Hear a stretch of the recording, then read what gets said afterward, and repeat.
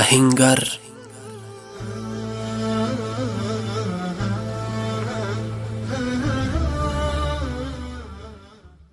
یو آهنګر له ډېرې غښتلې او سختې ناروغۍ سره سره د خدای جل جلاله مینه نه پرېښوده او د هغې عبادت به یې په ډېر اخلاص او صداقت سره کاوه.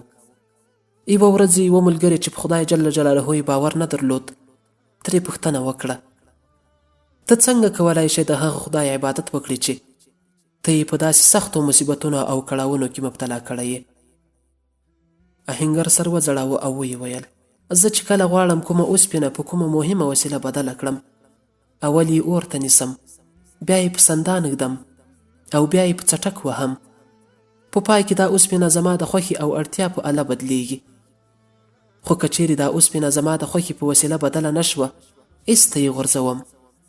همدا کار مې سترګو ته درېږي او همیشه د خدای جل جلاله دربار ته لاسونه نیسم چې ای زما پروردګاره، ته مې تل د ستونزو اور ته ونیسه، خو بې ګټې شی رانه مه جوړوه چې د غورځېدو شم.